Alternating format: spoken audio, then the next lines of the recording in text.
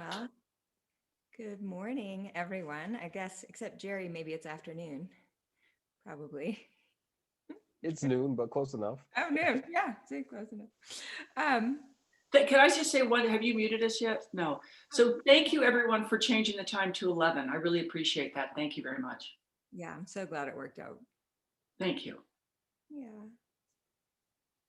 So, day three, point three, is where we start to get, I think, interesting with these teachings. So far, we haven't discussed anything that I don't think is particularly revolutionary. But today we get to the kind of meat of the Lojong practice with point three, which is transform difficulty into the path. So point three describes how to put the teachings we learned yesterday into practice.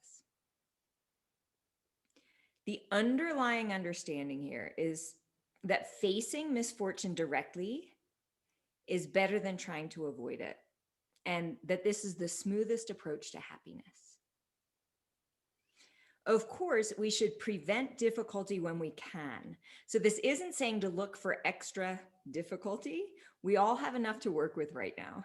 Okay, I think that could be a misunderstanding though. Sometimes people think they need to. The Tibetans, and your Tibetan teacher might at some point encourage you to kind of stir the pot and make more difficulty, right? But I think we have enough going on, each one of us. But in turning toward our challenges, we can address any underlying anxiety, fear, or narrow mindedness that make our lives small, fearful, and unhappy. So, the basic method is to cultivate strength, dignity, and patience around our difficulties rather than fear, anxiety, and avoidance.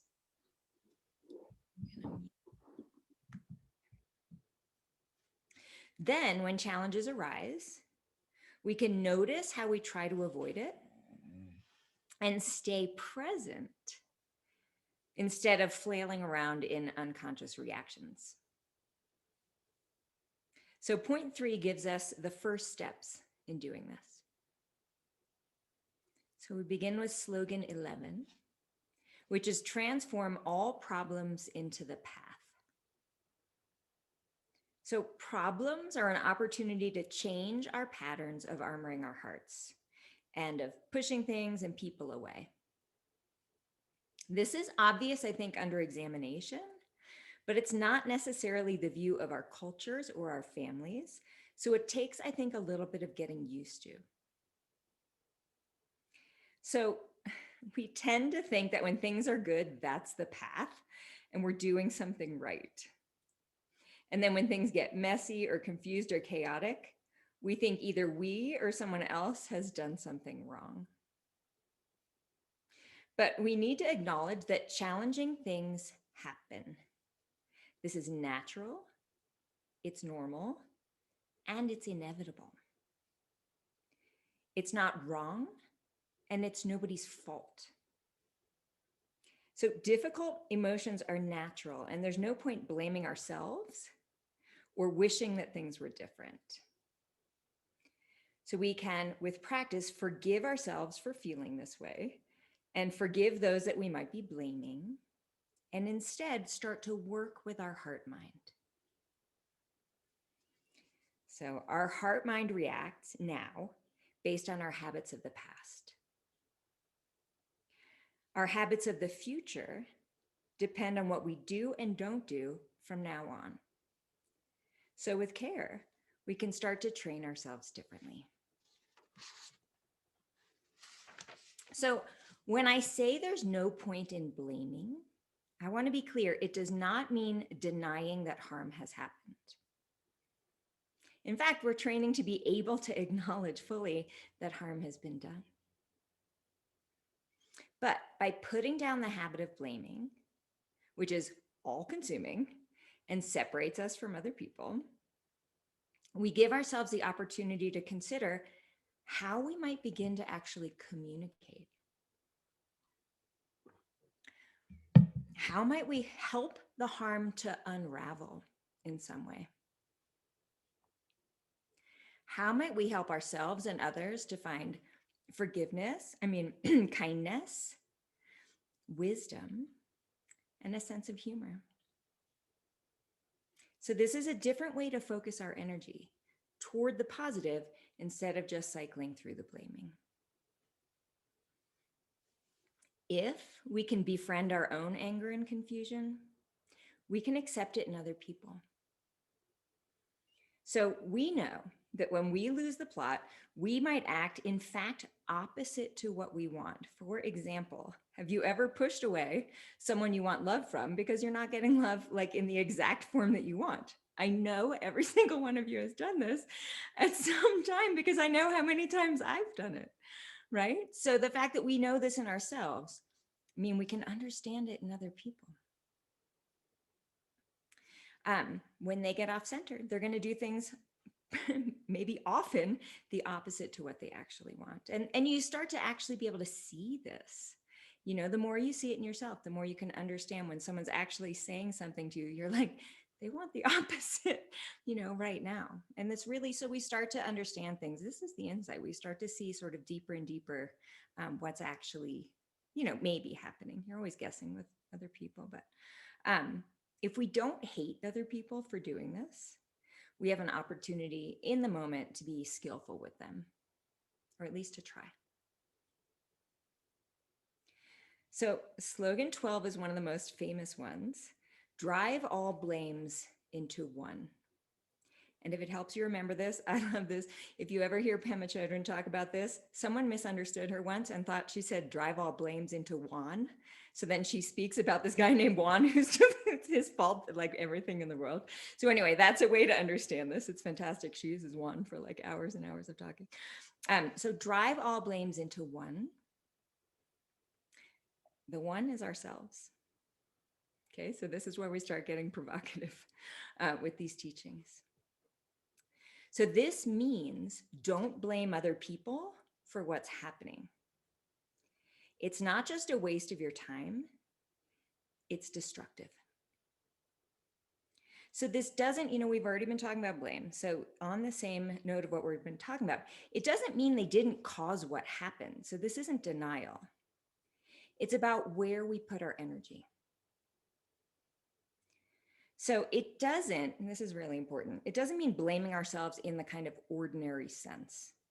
So we're not neurotically piling guilt and shame on ourselves. That would be ridiculous. Okay. It's a way to cut through our complaining and our whining to instead find internal strength. We need to accept reality and figure out what to do next. And that's the responsibility we're taking. We're not saying that we somehow caused this thing that someone else caused. We're saying, I need to own this situation so that I can move forward and, think about the best thing to do. So here's a question for you. Why do we blame other people or ourselves in the ordinary sense, this kind of like guilt shame spiral thing? Why do we do it? We get in a difficult situation. Why do we put all the energy into either blaming ourselves or other people? What do you think?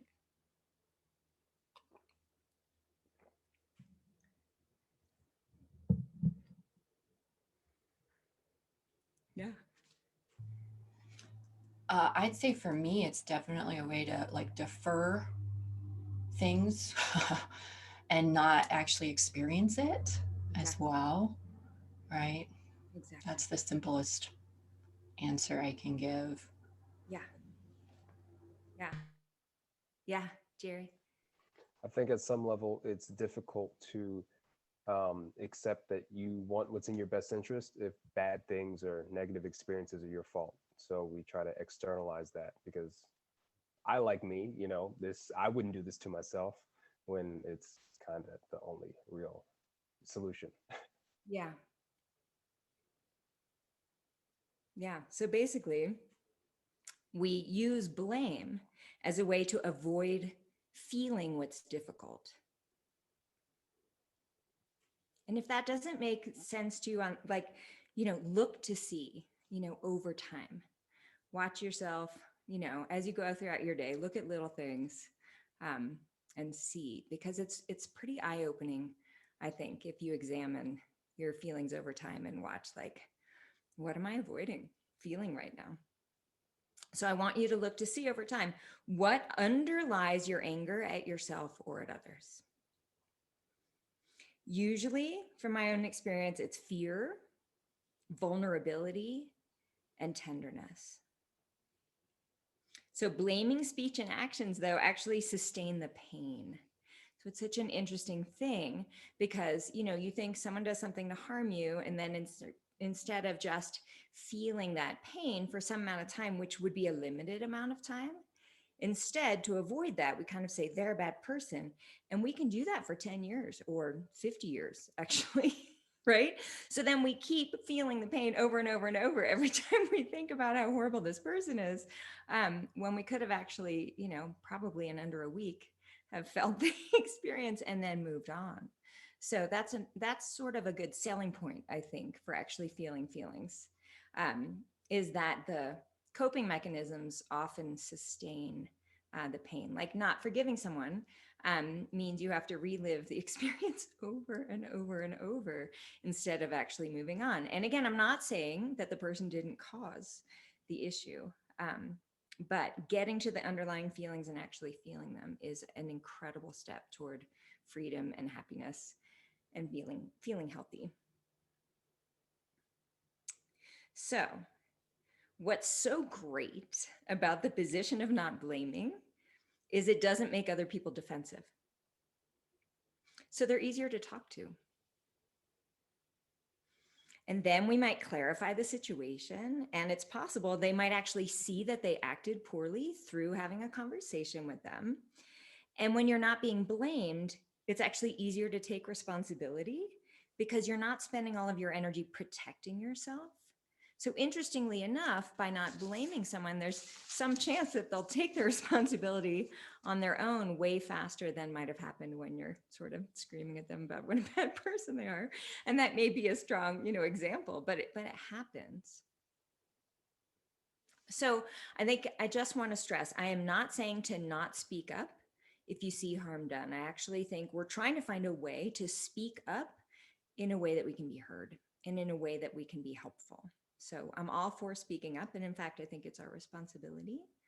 But we need to own our own emotional reactions. And this puts us into a very powerful position, actually, because it disarms and smooths relationships. So by not laying the responsibility for our emotions on other people, they can kind of have their own process and maybe show up, at least in the best way that they can in the moment. So we can train and learn to stay open and spacious, to cultivate courage, honesty, and kindness, and boundaries when necessary. So this is also not saying to just let people act however they want, actually. But it's a much easier, I think, to set a healthy boundary when you're not freaking out. So you can sort of calmly say, you know what, this isn't okay. I can't talk to you right now. I need a break, or we've been going around and around about this for years, and I've decided that, we need to take a real break, like maybe forever, to be able to make those choices, not in the heat of the moment, but from a place of centeredness and clarity, actually, and kindness to everyone involved. So then, with all of this sort of openness and understanding, we can acknowledge that just like us, all beings have difficulty. And the fact is that most people have no way to deal with it, right? We're here training in a way to deal with it. This is not what's taught in kindergarten. So, to have an understanding that the person you're dealing with doesn't know what to do with their feelings, right? And that can give us true compassion in a moment of dealing with a difficult person, just knowing like they're feeling all this stuff and they are not handling it very well.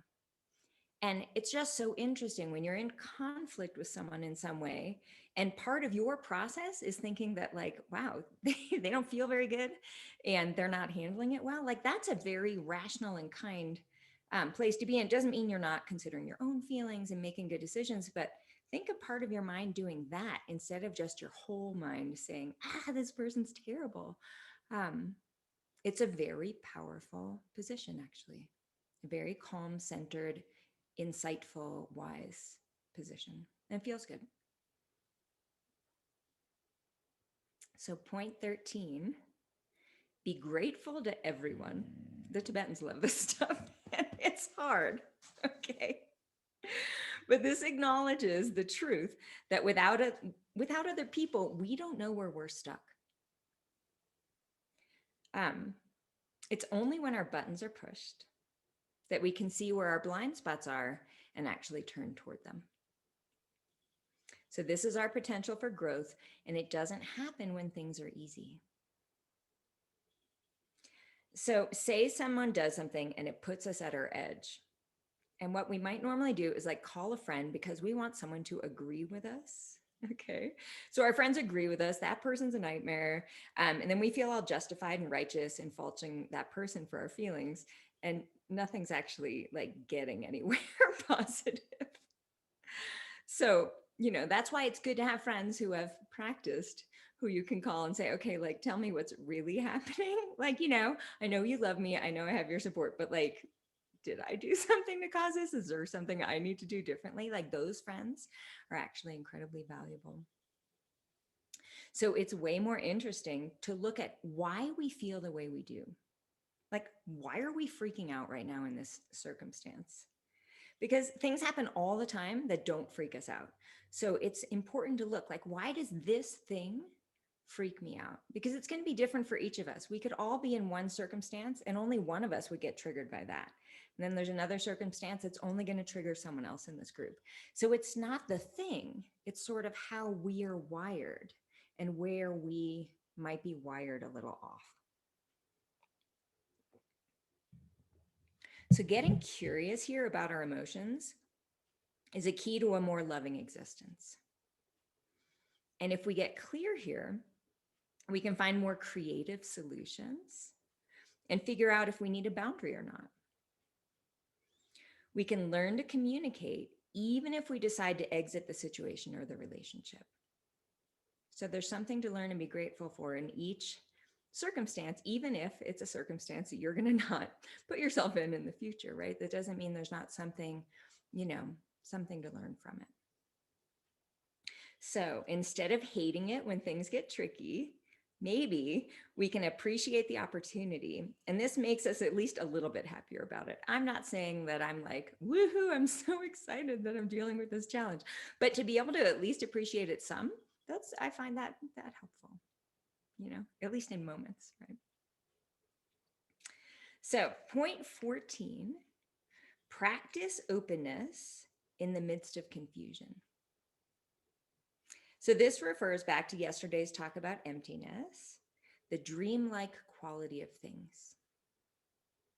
So when things get to be a bit much, one thing we can do is try to remember we're all interpreting reality.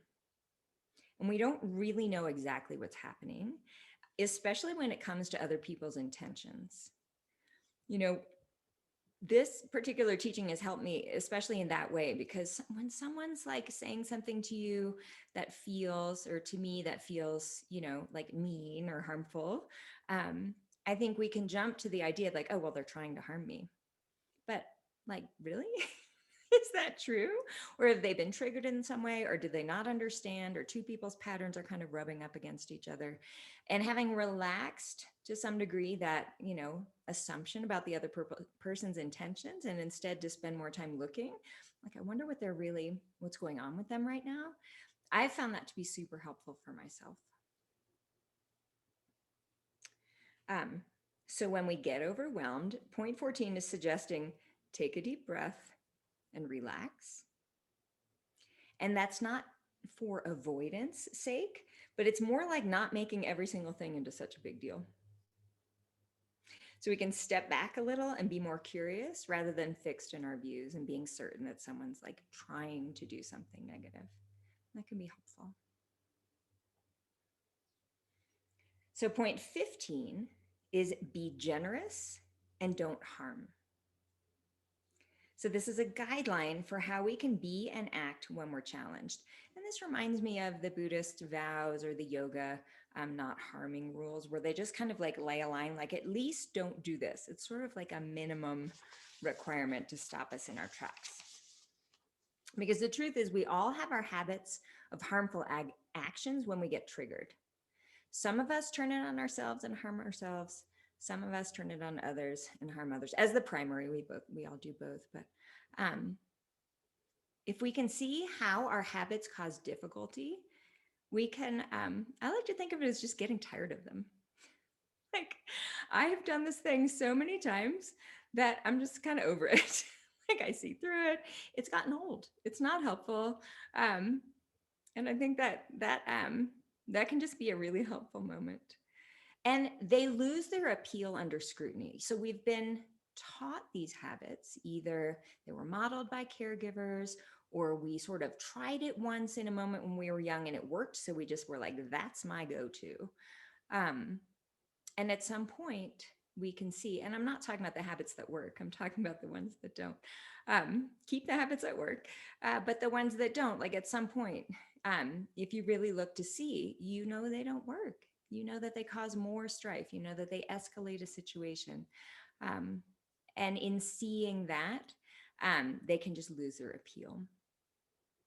We know that we don't want the hangover, essentially. Like, you know, it might feel good in the moment. Like, I was raised to like yell. Okay. There's a lot of that in my family. And right. So it might feel good in the moment because there's this like power and strength and like, wow, I'm expressing myself. And then you just feel like a jerk later because, you know, those words can't be taken back. Whatever was said, it's out there.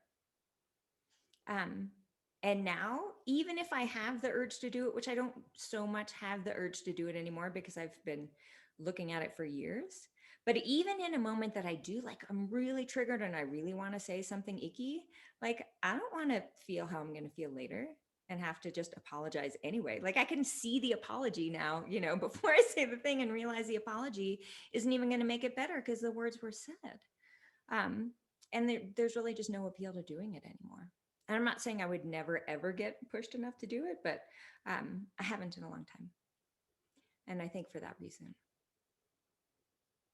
So instead, we can practice generosity of spirit and at the very least refrain from the speech and actions that will separate us from other people.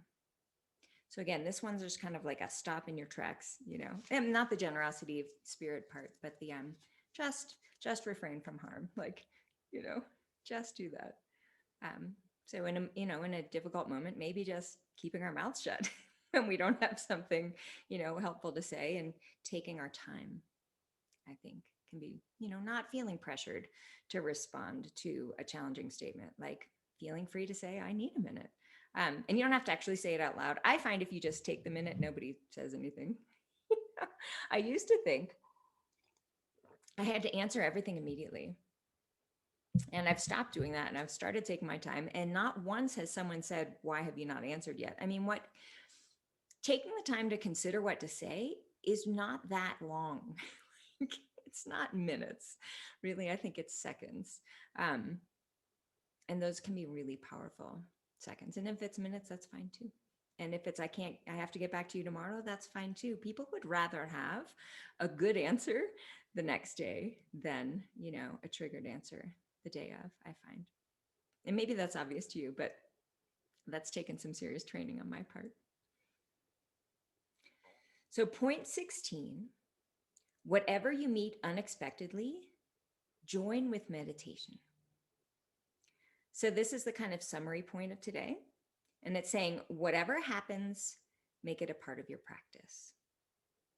So meditation here doesn't mean just sitting with your eyes closed. It means taking the time to relax and be clear and feel what's happening in any given moment, and to try to move toward understanding and communication rather than shutting down.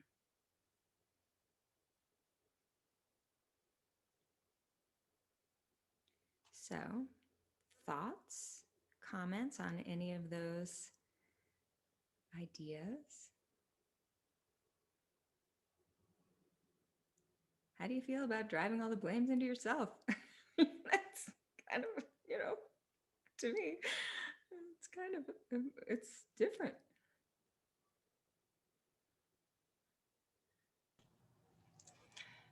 Yeah. I love all of these. I mean, love, but also they're challenging, right? And it's juicy. As we went through them, I realized how much of this comes up for me on a daily basis in some ways. And just really like I'm trying my best, I realize, like looking at this, which feels good. But wow, there are still times that I don't practice them all that well, even though I know them. But I just feel like there's this sense of there's so much to it. It's so juicy. It's not like in this situation, you will do X or Y.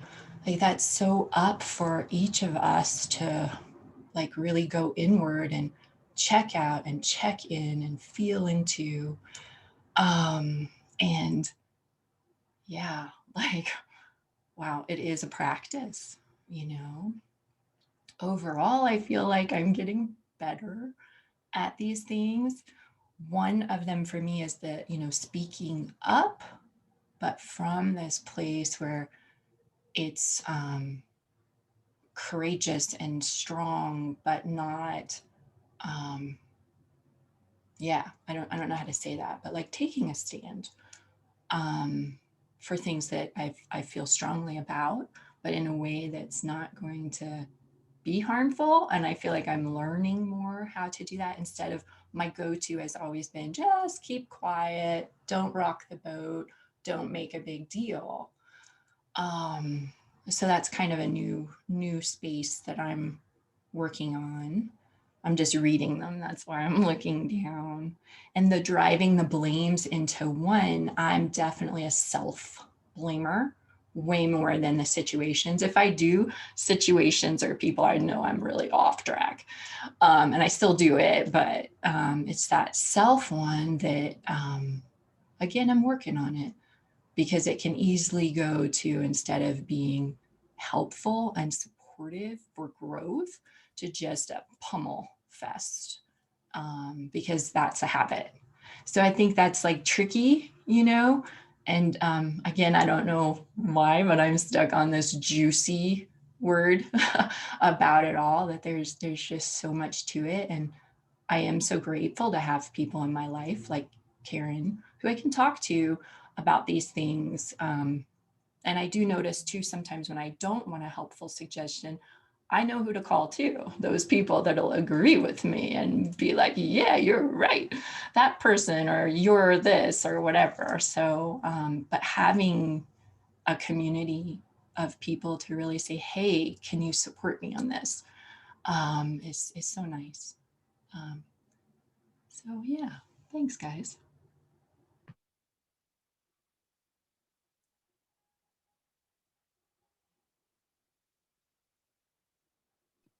Sorry about that. That was very nice. Thank you for sharing that. I was just going to say that as opposed to you, I'm a very reactive person, and I've been really working on responding and not reacting and not building more confrontation and not fueling the fire. And a lot of times, what I've done as well is absorbed the blame and then been reactive to it. So this is bringing up a whole lot of points. And you said so many things I couldn't keep up in my brain. So I'll definitely be reviewing this afternoon and taking deeper notes because you've got some really good points in here that I need to sort of just work on and meditate within myself. But thank you because it's spot on for me today. Jerry. Yeah, I love the drive all blames into one, and it's an idea that I think builds really well upon yesterday's focus with compassion. I tend to, um, I like to stand in that position of accountability or agency for the experiences I have, even if it's completely outside of my control. But up until recently, really, the swing of the pandemic, I noticed I put a lot of judgment on myself for that as well, rather than exploring the idea of compassion, and it makes the that accountability a lot easier to hold because I'm holding space for myself. I'm holding that kindness, that caring while dealing with misfortune. But I really like how point two, those tools and slogans help support at least my journey so far in point three. So that's pretty cool. Jennifer. like Debbie, I am very reactive. And for me, the bigger the thing, the easier it is for me to take a moment. The smaller the thing, the larger the trigger. And what I'm sitting with right now is, why do I think it's okay to take out my angst on that other person? Like, I've never thought about it that way. Yes, I'm stuck with a hangover. And in many cases, for me, it's like road rage, if you will. If I'm skiing and someone cuts me off, I go out of my mind, out of my mind crazy. And my reaction's out of my mouth before I even have space around it. It's like, they deserve to hear how I feel. And this is the first time I've ever thought, why do I think I won't kill a bug. I will escort it gently out of my house. But if I'm on a ski slope or on a road or anything, and someone cuts me off, number one, they should know better. And number two, they're going to hear about it. Why is that okay? Like, I've never felt that before. So now I'm stuck with sitting with that. But it's better than the hangover. I'm still thinking about what happened last Friday on the ski slopes, still sitting with it. Hangover, total. I can't apologize to the people. I don't even know who they are, but I blasted them. And now I'm sitting with it. And I'm sitting with why it's okay. It's not okay. It's not okay. That's okay too. I've never felt that before. So yet again, thank you, Karen, for yet another breakthrough. Debbie. Well, and then to that, so as I'm working on being more not as reactive, but responding more, I'm finding that in situations like that, like if somebody cuts me off or does something wrong to me, I'm almost internalizing it too much and giving them too much compassion and saying, oh, they didn't know what they were doing. I should be more compassionate about this. So I'm almost becoming a little too meek and allowing them to have the bad behavior because I'm going now so much in the other direction. So I would recommend not thinking of that as too much compassion. The compassion is just the caring. You can't have too much compassion. And yet you have to have compassion for yourself too. Good point. So I've got to find that boundary between the two, because right now it's a really thin line on which way do I go. But compassion, have as much as you can. Okay. But then the compassion for yourself is, it's important that I let people know that actually it's not okay to treat me that way. Because it's not okay to ski too close to somebody. It's really scary. But just yelling at people does not make them more likely to be kind in the future. It just doesn't work that way. Right. So it's the way to find the nice balance to nicely approach them and say, hey, did you know you were wrong? So a nice reprimand, so to speak. Yeah, which is hard. Right. Yeah. Jennifer. Or even saying, I just want to let you know, when you skied that close to me that fast, it really frightened me. Yeah. If I could translate my venom into that would be huge change, because then they can do with it what they will. But like you said at the beginning of this, I'm trying not to make them defensive. They're more likely to take responsibility and maybe not scare someone else. Yeah. So that's my responsibility. Yeah, think about it. You're this sort of aggressive skier. You're probably young. You don't really care. You're not worried about getting injured. You'll heal so much faster. But maybe, it's one thing to be like, oh, that person's scared. I don't want to scare people, versus, oh, that's just an angry person. Like, why should I change my behavior? She's just angry. She's gonna be angry anyway. I'm just making up what someone might think, but yeah, it's easier for them to care about you if they can see your vulnerability. And it's, takes a lot of courage to show vulnerability. It's so true. And if I could just put a cap on this, it happened twice on Friday with two completely separate groups of people at two completely separate times. I lashed out at both of them. Both of them separately said to me, I hope you're having a nice day. So the universe was saying to me, look at your behavior, because that was the most passive aggressive response. You're not going to bother me. And clearly I'm not going to change my behavior. Right. So thank you, universe.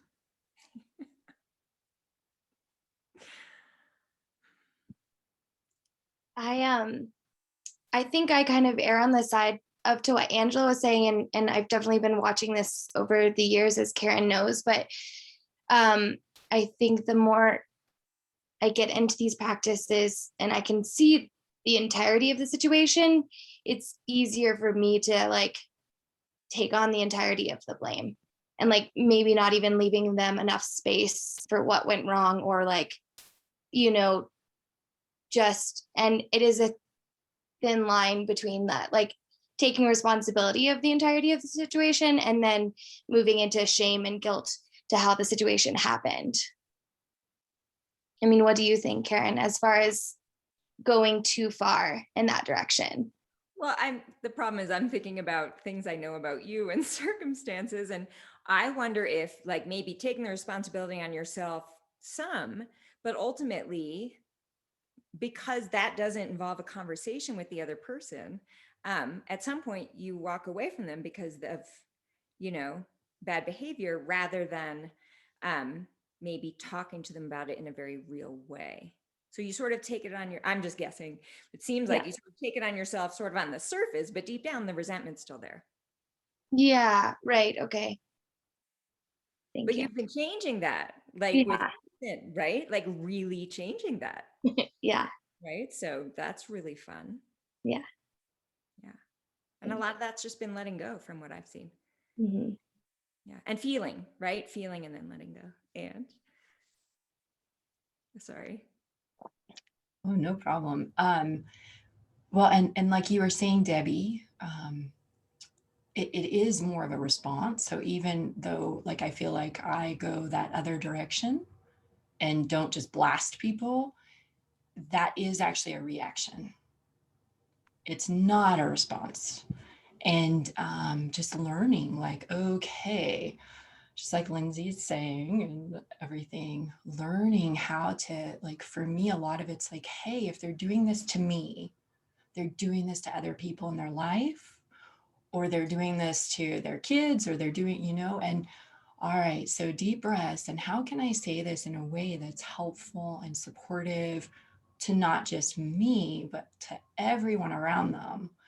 And every time I've done it, it really has been an impact, and things have changed, and it hasn't been easy, but I've really seen like big changes for people by doing that. But it takes something, and the calmer and stronger, it's kind of this weird combo of just like this peace and realizing like I'm doing this for everyone and for myself, like seems to help. And I love the examples of the blasters, because it helps to really feel that, like, if I'm getting blasted, wow, what might that experience be? Like your share, Jennifer, was so powerful of just like, it just came out, you know, and to recognize that as a person that, you know, has dealt with that, and like, oh, right, that's not the choice that that person's making.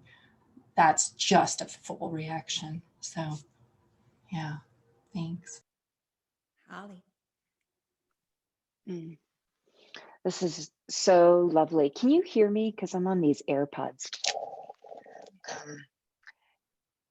This is so lovely. And I feel like I can go both sides of that equation. Like I've always said, I have this a little bit of a split inside myself. Like I can really thrive in a super busy city, and yet I really thrive. There are people in the mountains that can't believe that I'd ever live anywhere where I couldn't hike up the mountain every day.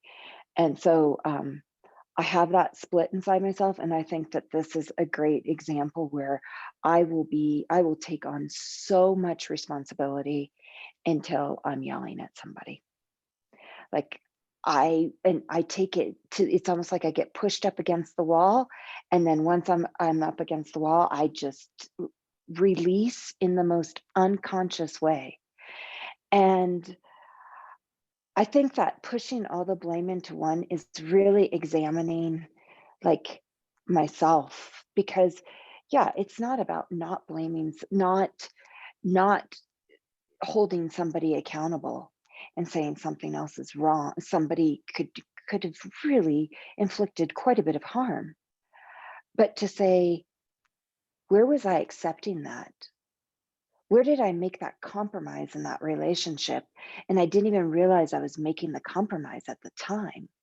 But I probably made that compromise willingly, maybe unconsciously, but willingly at that moment. And as I make I think of it like, you know, making many, many compromises over time. And all of a sudden, you have nothing left to compromise. And that's the moment I lash out, when I feel so depleted. So, like, accepting in little tiny ways where I need to take the blame or responsibility, as opposed to, like, I have it like an on off switch. Like, I either take all the blame or none of the blame. And I think, to find that place where I'm not drawing a line right down the middle of my heart, but finding like a little more softness in seeing where little compromises add up for me. And that's the part where I can like drive all that blame into one and see where I'm really responsible for where I end up. Beautiful. Let's do a little practice.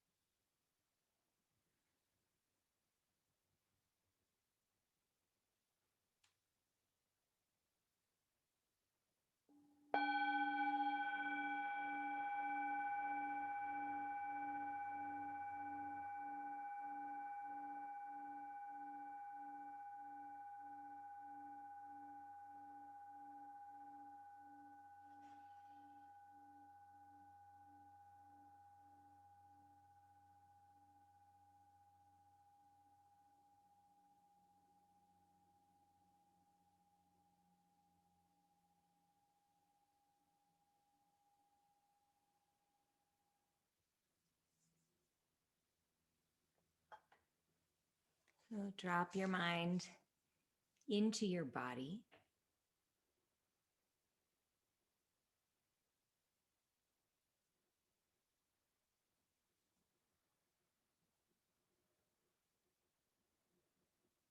Allow the breath to settle into a natural rhythm.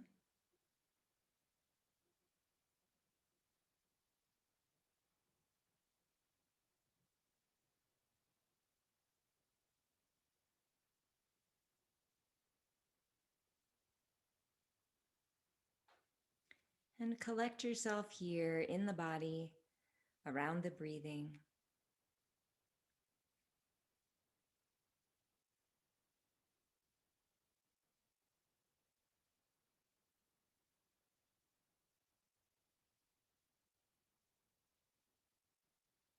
So we want to learn that the body and the breath is a safe place to be, and that we can return here at any time.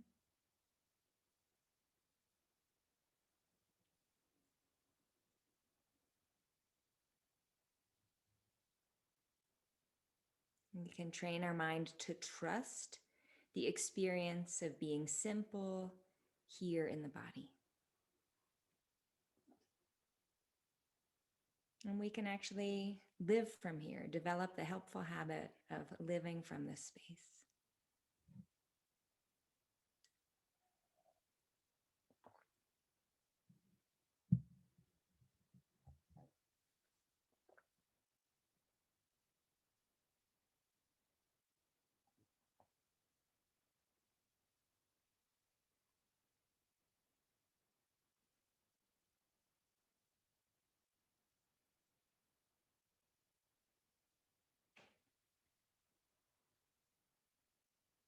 And now I'd like you to begin to practice loving kindness to yourself.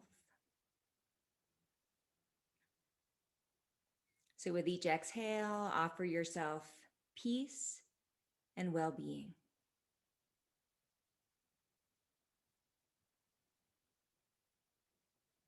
Offer yourself happiness and ease.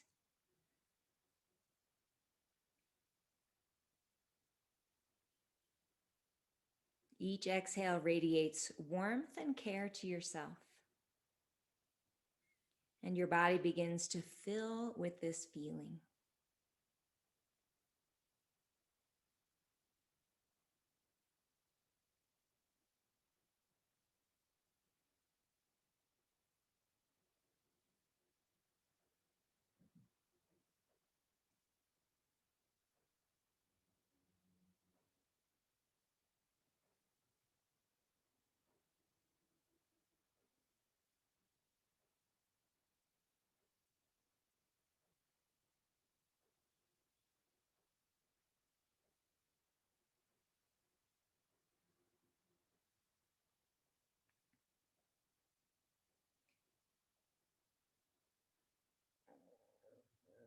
Now I'd like you to bring to mind a difficult situation or event that takes you away from your center and brings you to your edge.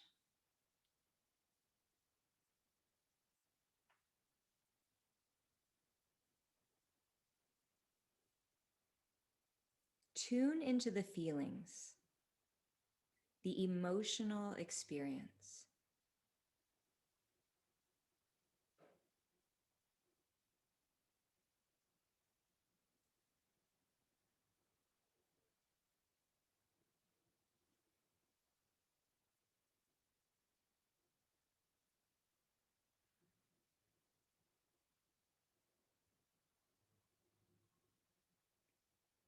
On your natural inhale, imagine breathing into your heart center your difficult emotions. Allow yourself to acknowledge the challenging feelings. Let them be seen. Let them be felt.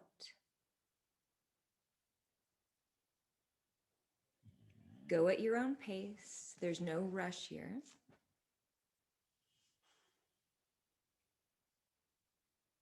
On your natural exhale, breathe out tenderness, spaciousness, and ease to yourself.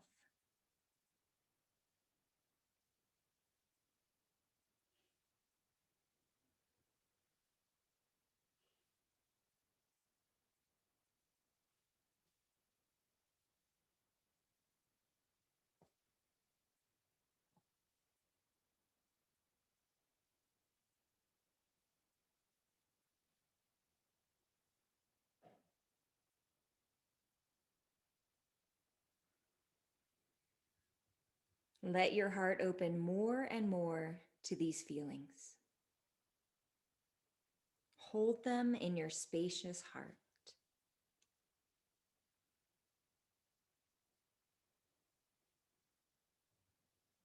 On the exhale, send yourself and the other or the world, whatever might give the situation more space, more breathing room. Maybe it's patience. Maybe it's understanding. Maybe it's love.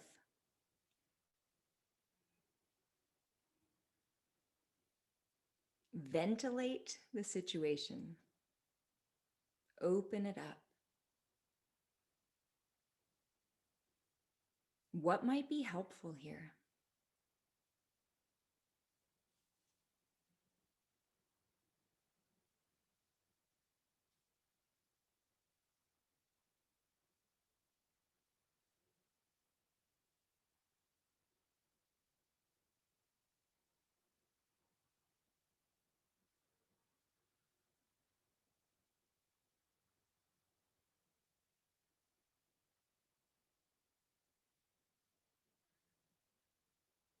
Breathe in the difficulty. Breathe out kindness and compassion to all involved.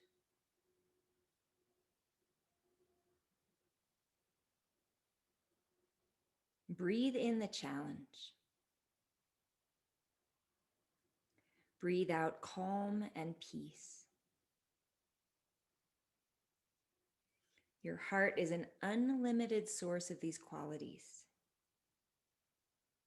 Engage with the power of your heart.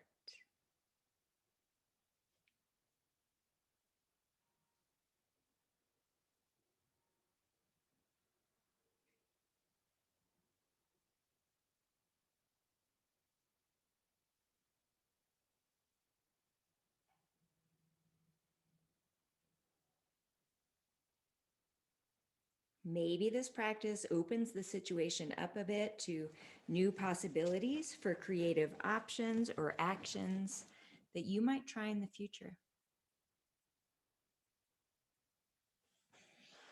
You don't have to actively look for these choices, but maybe something naturally arises in the space of your heart.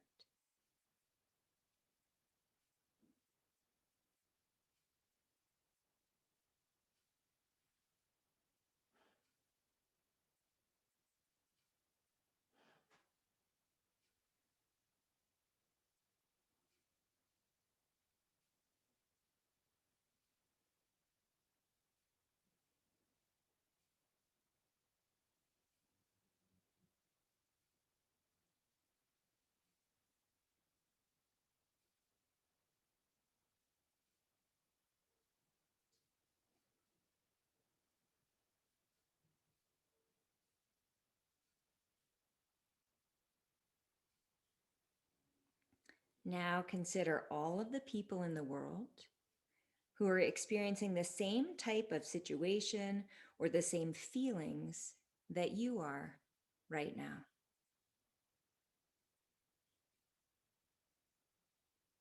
On your natural exhale from the center of your chest, send them your acknowledgement of their difficulty. Radiate out to them your care, your warmth. Offer them the space and peace that has helped to ease your situation.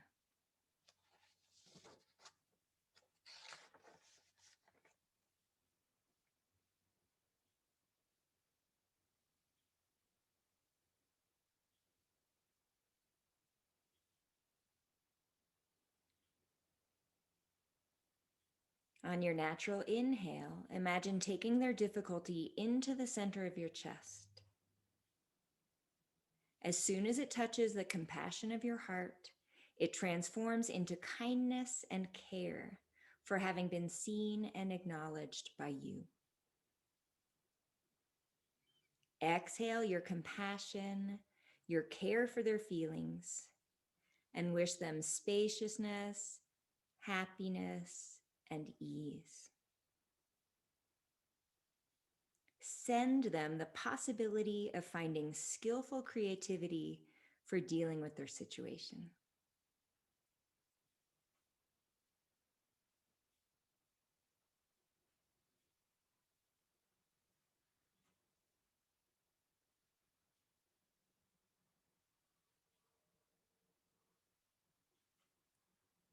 Feel your kinship to these people.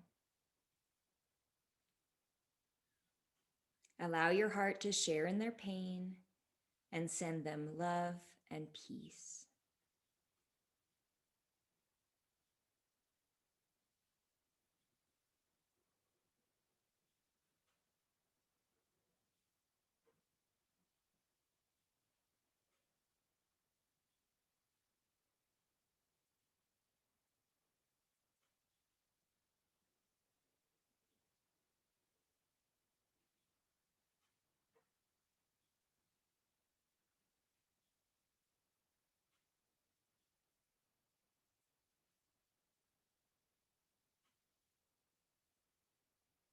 And now go back and forth, working with your own personal situation and then reaching out to other beings in similar situations.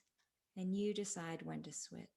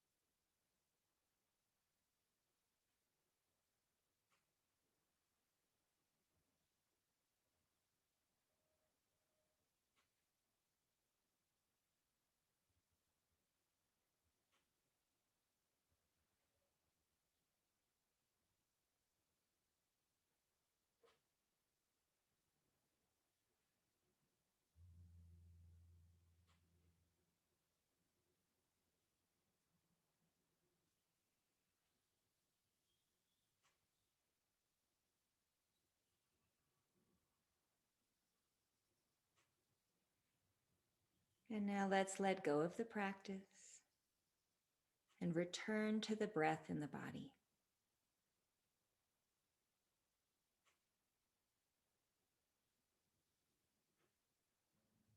Be here in the body, relaxed and at ease, observing the natural rise and fall of the breath.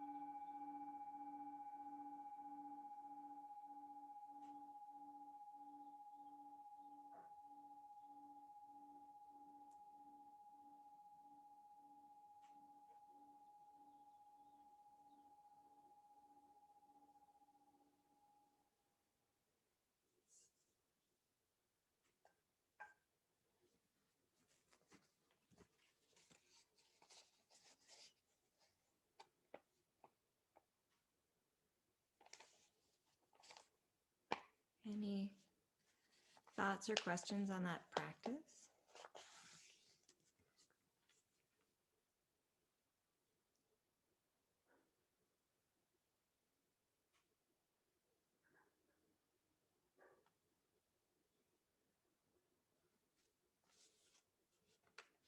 All right, I have two quotes for you before we go. The first is from Frank Ostaseski. He says, "When the going gets rough, with compassion, we can stay. And compassion allows the defenses to fall down.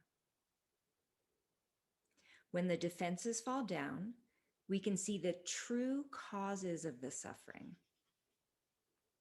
And then we can intervene. We can do something skillful that might actually help the situation."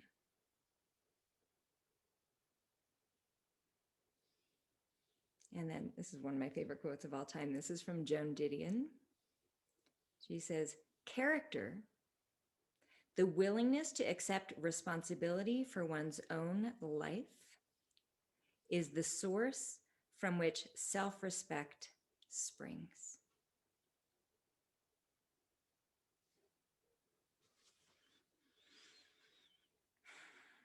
Thank you so much. I'll see you tomorrow.